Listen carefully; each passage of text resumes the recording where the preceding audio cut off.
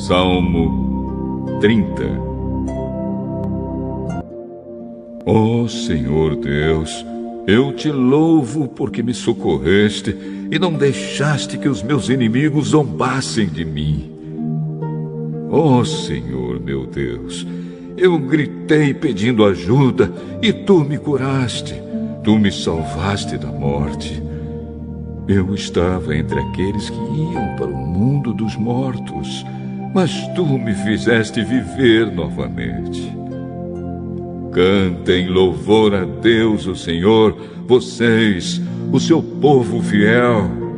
Lembrem do que o Santo Deus tem feito e lhe deem graças. A sua ira dura só um momento, mas a sua bondade é para a vida toda. O choro pode durar a noite inteira, mas de manhã vem a alegria.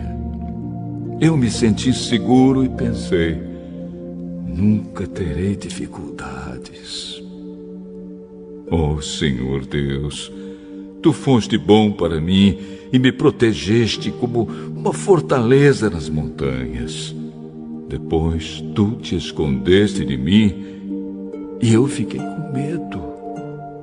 Ó Senhor Deus, eu te chamei e pedi a tua ajuda.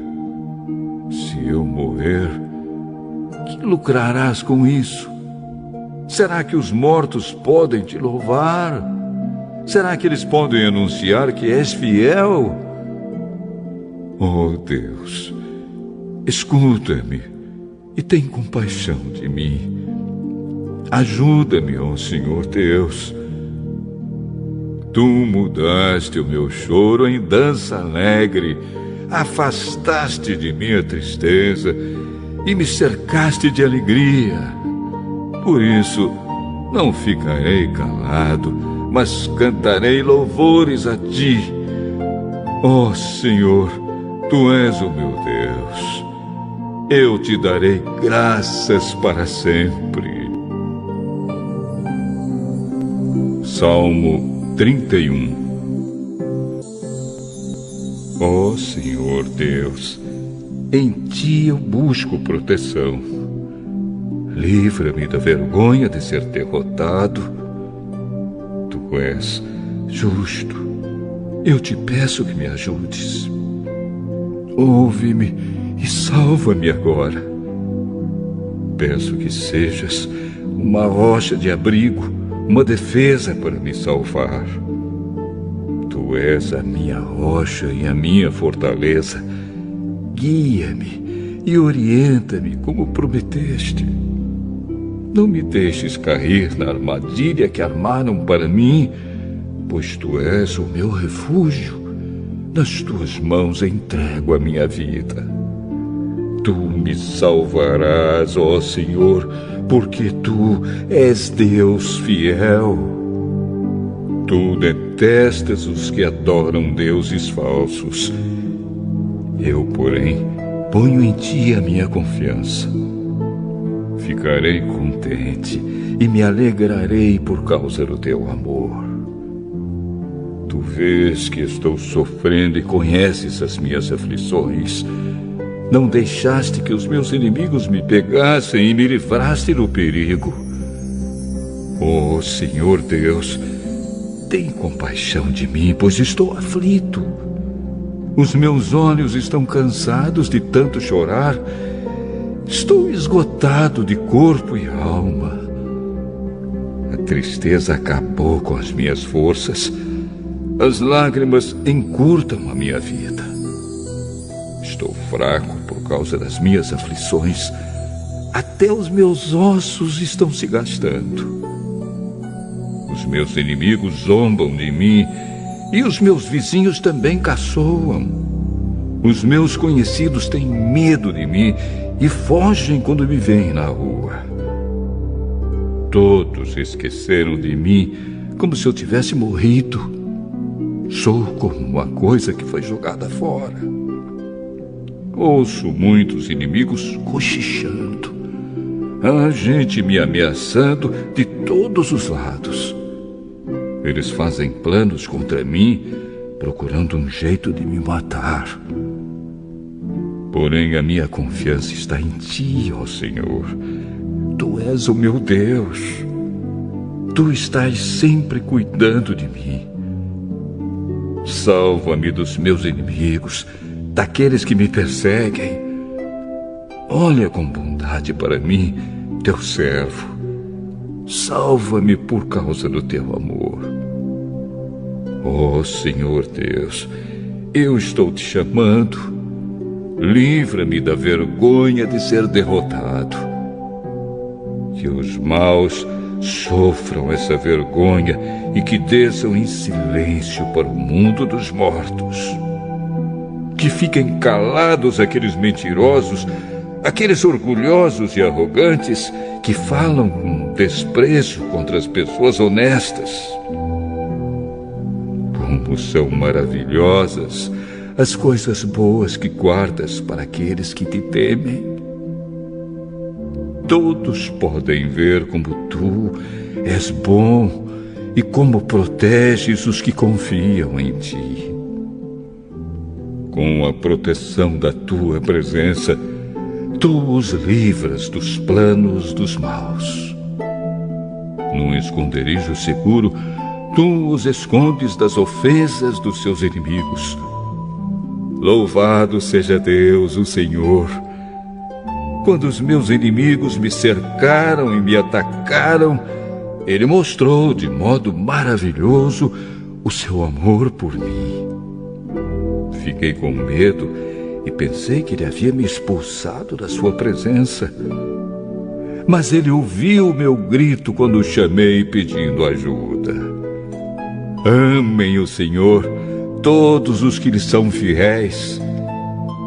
Ele protege os que são sinceros, mas os orgulhosos Ele castiga como merecem. Sejam fortes e tenham coragem, todos vocês que põem a sua esperança em Deus, o Senhor. Provérbios, capítulo 18. Quem não gosta de estar na companhia dos outros, só está interessado em si mesmo e rejeita todos os bons conselhos. O tolo não se interessa em aprender, mas só em dar as suas opiniões. Os maus são desprezados e quem suja o seu próprio nome passa vergonha. A linguagem humana é profunda como o mar, e as palavras dos sábios são como os rios que nunca secam. Não é certo dar razão ao culpado, deixando de fazer justiça ao inocente. Quando o tolo começa uma discussão, o que ele está pedindo é uma surra. Quando o tolo fala, ele causa sua desgraça, pois acaba caindo na armadilha das suas próprias palavras. Os mexericos são tão deliciosos. Como gostamos de saboreá-los. O trabalhador relaxado é companheiro daquele que desperdiça. O nome do Senhor é como uma torre forte para onde as pessoas direitas vão e ficam em segurança. O rico pensa que a sua riqueza o protege como as muralhas altas e fortes em volta de uma cidade. A pessoa orgulhosa está a caminho da desgraça, mas a humilde é respeitada. Quem responde antes de ouvir mostra que é tolo e passa vergonha. A vontade de viver mantém a vida de um doente, mas se ele desanima, não existe mais esperança. A pessoa sábia está sempre ansiosa e pronta para aprender. Você quer falar com alguém importante? Leve um presente e será fácil. Aquele que é o primeiro a fazer a sua defesa parece ter razão, mas só até que a outra pessoa comece a lhe fazer perguntas.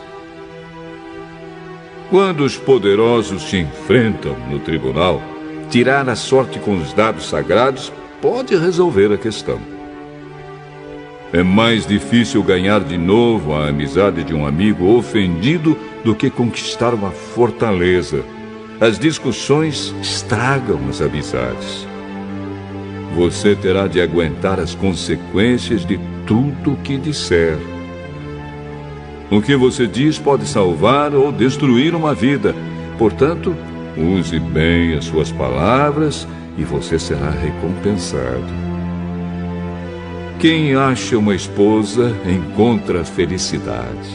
Recebeu uma bênção de Deus, o Senhor. O pobre pede licença para falar, mas o rico responde com grosseria. Algumas amizades não duram nada, mas um verdadeiro amigo é mais chegado que um irmão.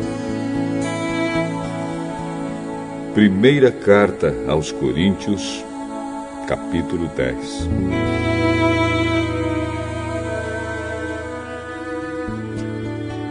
Irmãos, eu quero que vocês lembrem do que aconteceu com os nossos antepassados que seguiram Moisés. Todos foram protegidos pela nuvem e passaram pelo Mar Vermelho. Como seguidores de Moisés, eles foram batizados na nuvem e no mar. Todos comeram da mesma comida espiritual e beberam da mesma bebida espiritual. Pois bebiam daquela rocha espiritual que ia com eles, e a rocha era Cristo. Mas Deus não ficou contente com a maioria deles, e por isso eles morreram, e os seus corpos ficaram espalhados no deserto.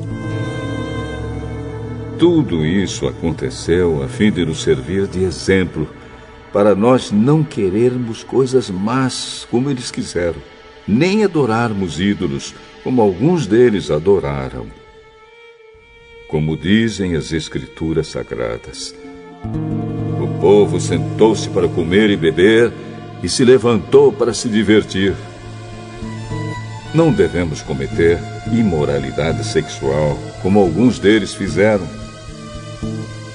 E porque eles fizeram isso, 23 mil deles caíram mortos num só dia. Não devemos pôr à prova a paciência de Cristo, como alguns deles fizeram, e por isso foram mortos pelas cobras. Vocês não devem se queixar, como fizeram alguns deles, e por isso foram destruídos pelo anjo da morte. Tudo isso aconteceu com os nossos antepassados, a fim de servir de exemplo para os outros. E aquelas coisas foram escritas a fim de servirem de aviso para nós. Pois estamos vivendo no fim dos tempos. Portanto, aquele que pensa que está de pé, é melhor ter cuidado para não cair. As tentações que vocês têm de enfrentar são as mesmas que os outros enfrentam, mas Deus cumpre a sua promessa e não deixará que vocês sofram tentações que vocês não têm forças para suportar. Quando uma tentação vier, Deus dará forças a vocês para suportá-la, e assim vocês poderão sair dela. Por isso, meus queridos amigos, fujam da adoração de ídolos. Eu falo com vocês como com pessoas que têm capacidade para entender o que estou afirmando. Julguem vocês mesmos o que eu estou dizendo. Pensem no cálice pelo qual damos graças a Deus na ceia do Senhor. Será que quando bebemos desse cálice, não estamos tomando parte no sangue de Cristo? E quando partimos e comemos o pão, não estamos tomando parte no corpo de Cristo? Mesmo sendo muitos, todos comemos do mesmo pão, que é um só, e por isso somos um só corpo. Pensem no povo de Israel. Aqueles que comem as coisas oferecidas em sacrifícios tomam parte juntos no sacrifício que é oferecido a Deus no altar. O que é que eu quero dizer com isso? Que o ídolo ou o alimento que é oferecido a ele tem algum valor? É claro que não. O que estou dizendo é que aquilo que é sacrificado nos altares pagãos é oferecido aos demônios e não a Deus. E eu não quero que vocês tomem parte nas coisas dos demônios. Vocês não podem beber do cálice do Senhor e também do cálice dos demônios. Vocês não podem comer na mesa do Senhor e também na mesa dos demônios. Ou será que queremos provocar o Senhor, fazendo com que ele fique com ciúmes? Por acaso vocês pensam que somos mais fortes do que ele? Alguns dizem assim: podemos fazer tudo o que queremos. Sim, mas nem tudo é bom. Podemos fazer tudo o que queremos, mas nem tudo é útil. Ninguém deve buscar os seus próprios interesses, e sim os interesses dos outros. Vocês podem comer de tudo que se vende no açougue, sem terem nenhuma dúvida de consciência. Pois, como dizem as Escrituras Sagradas, a terra e tudo o que nela existe pertencem ao Senhor. Se alguém que não é cristão convidá-los para comer e vocês resolverem ir, comam o que for posto na frente de vocês e não façam perguntas por motivo de consciência. Mas, se alguém disser a vocês: esta comida foi oferecida aos ídolos, neste caso, não comam, por causa daquele que disse isso e também por motivo de consciência. Não estou falando da sua própria consciência, mas da consciência do outro. Mas alguém pode perguntar: por que é que a minha liberdade deve ser diminuída pela consciência dos outros? Se eu agradeço a Deus o alimento que como, por que é que sou criticado, se já o agradeci a Deus? Portanto, quando vocês comem, ou bebem, ou fazem qualquer outra coisa, façam tudo para a glória de Deus. Vivam de tal maneira que não prejudiquem os judeus, nem os não-judeus, nem a Igreja de Deus.